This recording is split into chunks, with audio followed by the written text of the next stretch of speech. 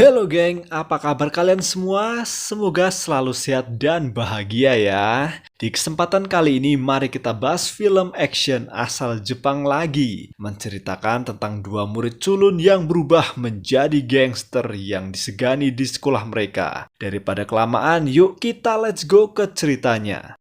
Awal kisah ini terlihat dua siswa kelas 2 bernama Kujo dan Aoki yang berstatus sebagai murid SMA Asahi sedang berusaha membuka pintu atap gedung sekolah mereka. Kala itu wisuda kelulusan sedang berlangsung di sekolah geng.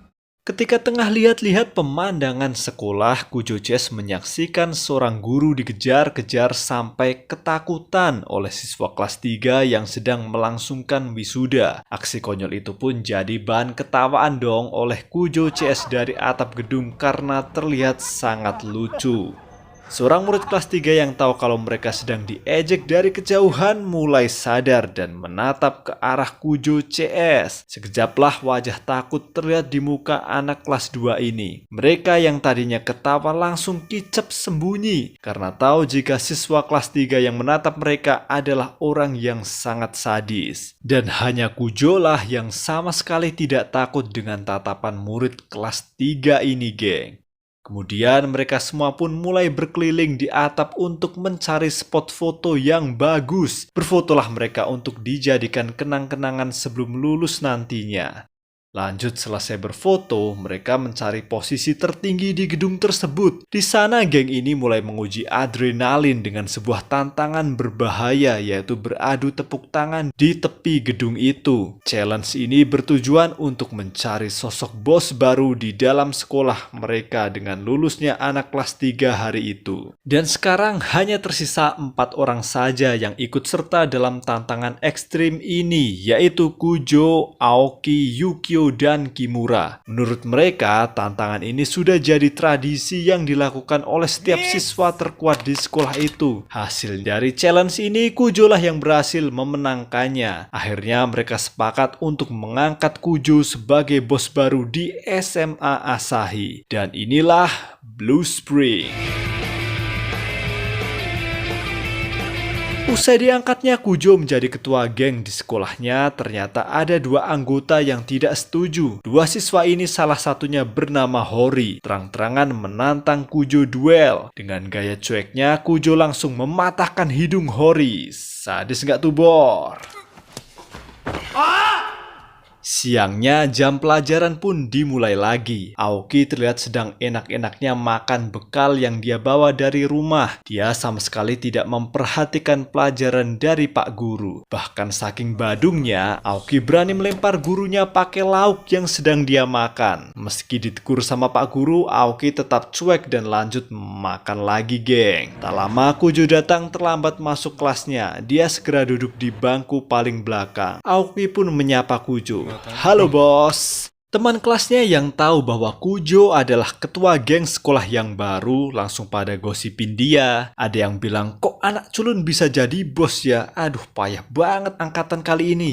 Dan selesai makan bekalnya itu, Aoki pun pindah duduk ke belakang buat ngobrol sama Kujo. Terlihat Kujo yang lagi gambar-gambar gak jelas di meja sekolah tiba-tiba saja merasa bosan dan ngajakin Aoki keluar kelas. Sesaat keduanya keluar kelas, melintaslah anak kelas 1 bernama Leo lewat di hadapan mereka. Dengan gaya belagunya, si Leo lewat tanpa permisi pada Kujo sang bos baru geng sekolah. Melihat gaya belagu Leo pada Kujo bosnya, justru Aoki yang malah kesal. Aoki minta izin pada Kujo untuk memberi Leo pelajaran olahraga. Tapi Kujo mah tetaplah Kujo. Dia selalu tenang di setiap keadaan dan cenderung cuek. Mereka pun melupakan kejadian barusan. Lantas Kujo dan Aoki menuju lapangan sekolah buat cari keringat dulu main sepak bola, Bor. Selesai main sepak bola, Kujo dan Aoki lanjut nih nongkrong ke base camp mereka. Di lorong terlihat Hori yang hidungnya patah ketakutan lihat Kujo dan memilih kabur. Sampainya di base camp sudah ada Yukio dan Kimura yang lagi main gitar. Baru juga sampai tongkrongan, tiba-tiba aja perut Aoki sakit kebelet boker. Dia pun izin ke toilet. Sesaat Aoki pergi, Kimura lantas menanyakan pada Kujo, apa bener Aoki itu anak buah lo dari dulu ya bro? Kujo pun menjawab, ya bukanlah, dia itu sahabat gua dari kecil bro.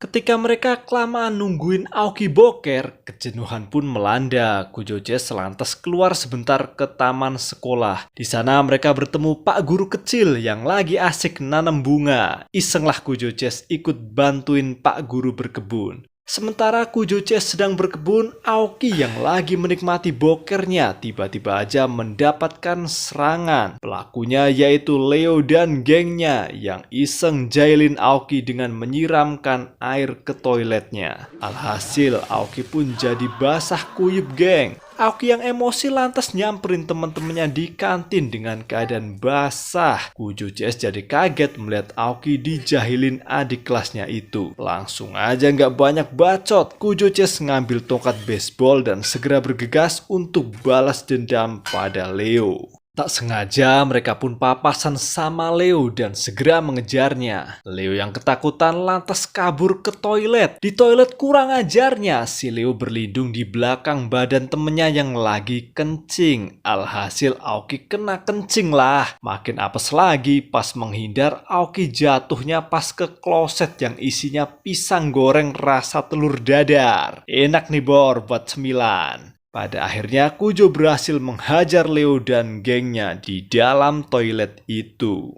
Setelah kejadian apes di toilet barusan, Aoki yang merasa harinya penuh kesialan karena apes kena guyur, dikencingin orang sampai megang tai, akhirnya minta tolong Kujo buat nyukurin rambutnya untuk buang sial. Selesai dicukur, rambut Aoki bukannya jadi keren, malah pitak-pitak nggak jelas dan alhasil dia diketawain temen kelasnya. Cerita kali ini beralih pada Kimura. Saat itu dia lagi asik bantuin Pak Guru kecil berkebun geng. Selesai berkebun, dia lanjut main mahjong bersama adik kelasnya yang ikut ekstra baseball. Di sana Kimura curhat nih, kalau dia kecewa berat karena tim baseball SMA Asahi gagal melaju ke Kejurnas Jepang tahun ini. Dan kembali cerita beralih ke Yukio yang sedang disidang oleh wali kelasnya karena dia selalu mendapat nilai jelek di kelas. Sampai-sampai Yukio terancam tidak lulus sekolah geng. Sang wali kelas lantas bertanya pada Yukio, sebenarnya cita-citamu apa sih Tong? Kok nilai jelek semua kayak gini? Yukio pun jawab tegas, cita-citaku itu pingin jadi Ultraman pak. Udah sinting semua nih teman-teman Kujo. Selesai di sidang wali kelasnya, Yukio lantas pergi ke atap menemui Kujo yang menyendiri sembari merenung tentang masa depan mereka yang suram. Dan tak lama Kimura pun pamit ke toilet.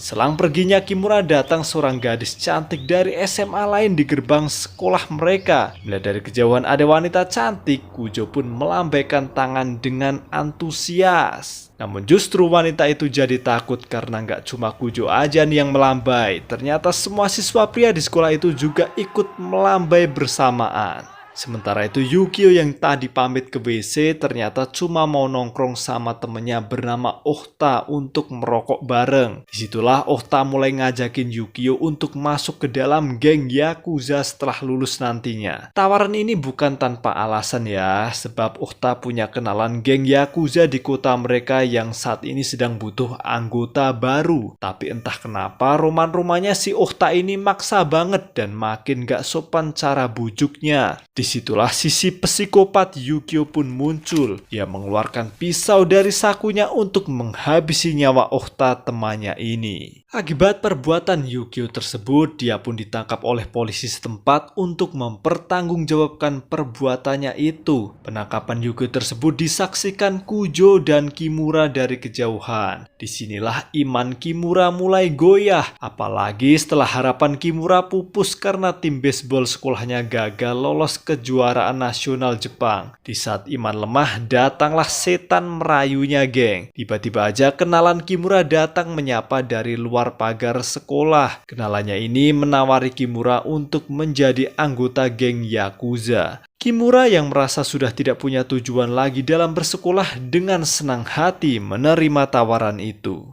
Sementara di lain cerita, Aoki yang baru sadar mendengar kabar kalau Yukio ditangkap polisi bergegas menemui Kujo di atap gedung. Namun entah kenapa Kujo yang mendengarnya seolah-olah tidak peduli meski mereka adalah satu komplotan. Tentu Aoki jadi keheranan dengan sikap dingin Kujo itu, geng. Lantas dia pun kembali ke kelasnya. Di jalan menuju kelas dia baru sadar bahwa adik kelasnya mulai meremehkannya.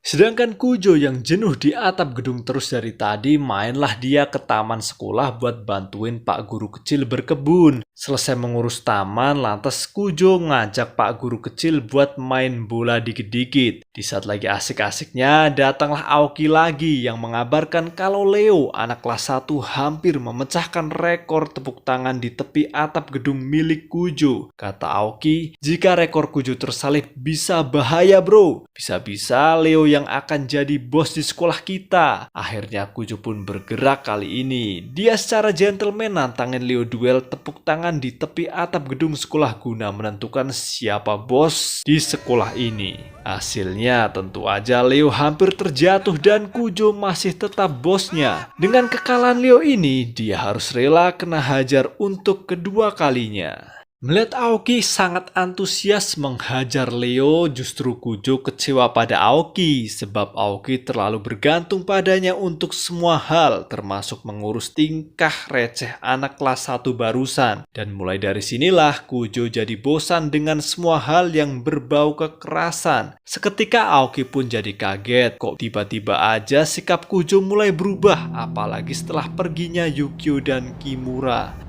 Keesokannya terlihat Kujo masih seperti biasa terlambat masuk kelas. Namun kali ini ada yang beda nih, seperti bukan Kujo yang dikenal Aoki. Tiba-tiba aja Kujo duduk di bangku paling depan. Aoki pun berusaha menyapanya namun Kujo tak peduli. Seketika itu Aoki jadi kesal dan dia pun pergi meninggalkan kelas.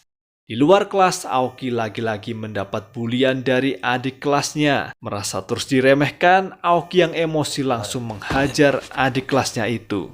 Dan di hari esoknya lagi, kini giliran Aoki yang berubah kali ini. Dia berangkat sekolah dengan cukuran ala anak berandalan. Nggak tanggung-tanggung ya, hari itu Aoki berulah dengan berbuat jahil pada gurunya, memalak siswa lain, menghajar semua adik kelasnya, hingga menyatakan bahwa dialah yang terkuat di sekolah ini. Kujo yang melihat perubahan sikap serta penampilan Aoki justru memilih tetap cuek dan menyibukkan diri dengan dunianya sendiri.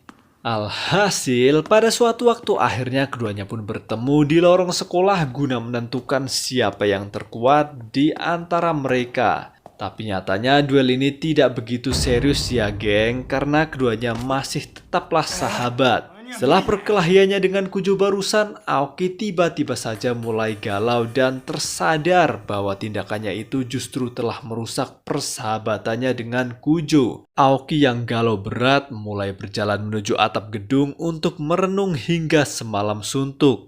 Esok pun menjelang, Kujo yang baru berangkat sekolah terkejut melihat Aoki semalam suntuk berada di atap gedung sekolah. Begitu juga dengan siswa lain yang melihat Aoki berada di tepi gedung sekolah mereka. Kalau diamati dari kejauhan, Aoki sedang melakukan adu tepuk tangan di pinggir tepi atap gedung seorang diri untuk memecahkan rekornya Kujo. Disitulah Kujo pun kaget dan segera berlari ke atap untuk menyelamatkan Aoki, sebab dia sadar kalau Aoki akan melakukan hal nekat di luar kemampuannya. Namun sesaat Kujo sampai di atap gedung, dia pun sudah terlambat. Aoki nekat melampaui rekor tepuk tangan Kujo dan rela tewas demi hal itu. Terlihat Kujo begitu menyesal karena dia belum sempat meminta maaf pada sahabatnya itu, geng. Dan di lantai atap gedung ini juga terlihat coretan pilok sebagai pesan terakhir dari Aoki. Sebuah gambar yang mirip sekali dengan gambar Kujo di meja sekolah dengan bentuk seperti orang yang sedang terlentang. Dan cerita pun selesai, geng.